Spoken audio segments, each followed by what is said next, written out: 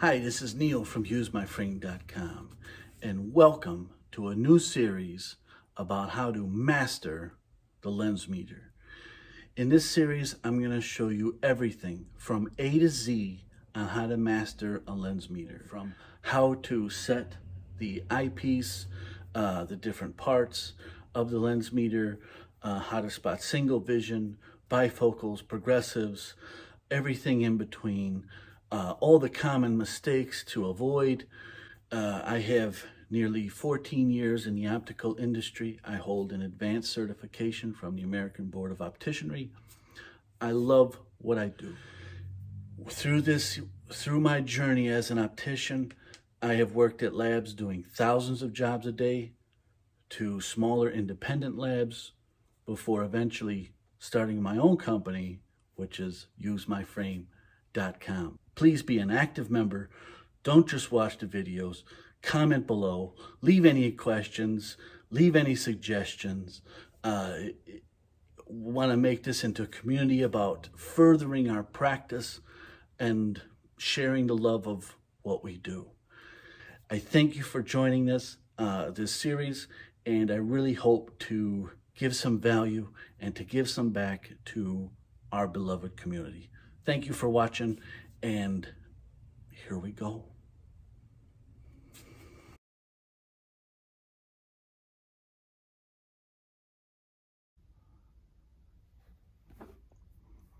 All right, so the very first thing to do when setting up your Lensmeter is to set the eyepiece so it is adjusted for your eye. So you don't have to take your glasses off when you're working on the Lensmeter. This is my camera that I have here set up for this. It's really tricky to get it angled in there just right, so I didn't want to move it. So anyway, first thing you're going to want to do is grab the eyepiece, and you're going to want to go all the way counterclockwise. This is going to put in the maximum amount of plus power into it. Okay? Then we're going to grab a white piece of paper, and we're going to put that right back there. And what we're doing is we're letting the light reflect in. We're not using you notice my Lensmeter is off, and that's what you want to do. You want to have it off, but you want to let the light come in, and that's what's reflecting in your reticle, what's called a reticle. Okay, so what we're going to do is we're going to slowly turn this,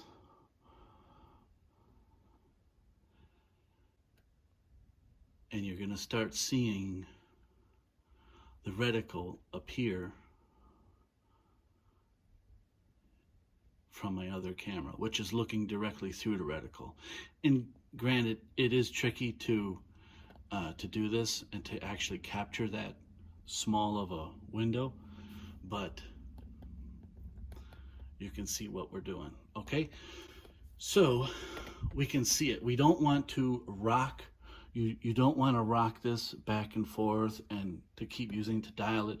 If it's blurry, you go too far, go further back and keep bringing it in, keep turning to the right until everything is clear and sharp and in focus. Okay, now we'll test that. Okay, so we can take our paper out.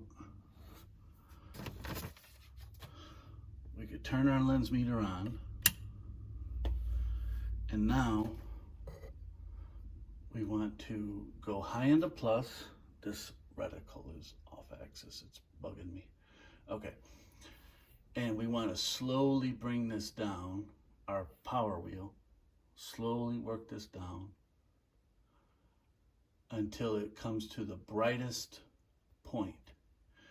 Okay, and then you want to look at your power wheel, and I didn't have a camera on me, so you couldn't see that, but that's right where I ended up.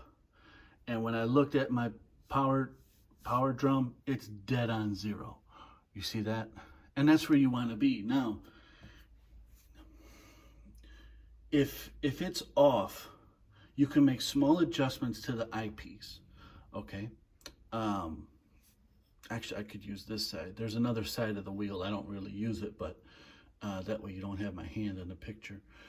But you can see how when they are these, this is called a target. Let me back up. So those three skinny lines that you see that are going vertically, those are going to be your sphere lines.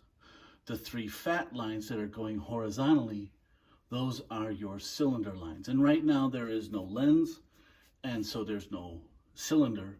So they're both equally in view. Okay, they're both equally as sharp. And of course that's what we want, because if we're calibrating this, we want to make sure that it's as accurate as we can be, and we want to use the simplest method to do that, which is no power at all. Okay, so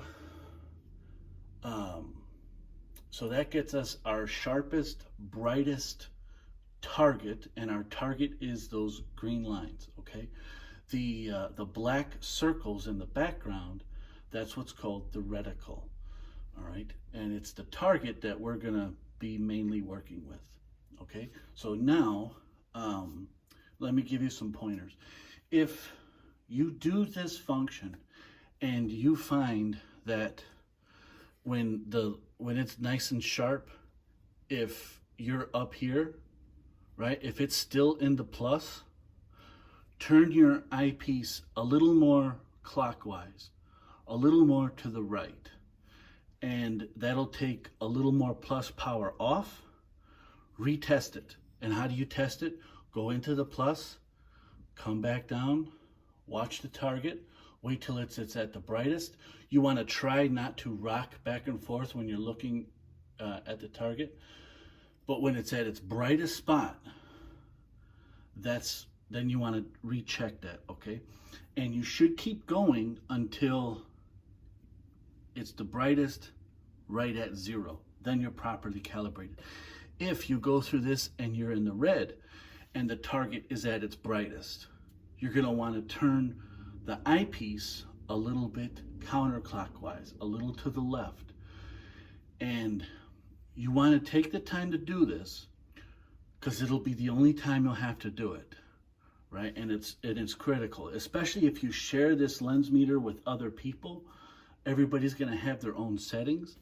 And so what I do is put a small, let me see if I can see it on here. You can't see it, but what you can do is either put a piece of tape over these two parts, or you can use a China marker and just put a straight line, whatever it is. That way, maybe each, when I was in a lab, we were doing thousands of jobs a day. Everybody had their own color. One person was blue, one was red, one was yellow, whatever. And you could just come right in, set it, and you were done. I don't have a China marker right here, otherwise I'll show you, but it's just that simple, and that way you have it set and you don't have to worry about messing with it later on. You'll know right where to go and you'll be perfectly calibrated. But it is important, very important, that you get it set up right from the beginning. Otherwise, everything after will be wrong. Now, if you go through these steps and you still can't get it dialed in quite right, your lens meter itself may need to be calibrated. And that happens too, especially if you move them, if you jar them, sometimes just over time, like anything else, they need to be maintained or repaired. But and that's when you're going to want to get it professionally calibrated. You're going to use it for everything, and we have an auto lens meter too. I will probably, during this series, I'll compare some of the pros and cons of each, but and there are definite advantages of an auto lens meter, especially for checking prescriptions, stock lenses very quickly. If your customers, we do wholesale stuff too. So if customers order, stock lenses, we check. We don't just take the lenses out the wrapper and, think that power's on. We check every single lens, and that's important. So in those instances, an auto lens meter is great, but they won't show you waves, they won't show you distortions. They're hard to spot sometimes with low powers that have a touch of prism. So they have their limitations. But the Lensmeter, the Marco 101, these things are a staple to our industry. And now you have learned how to properly calibrate it to your eye. Hey, thanks for watching.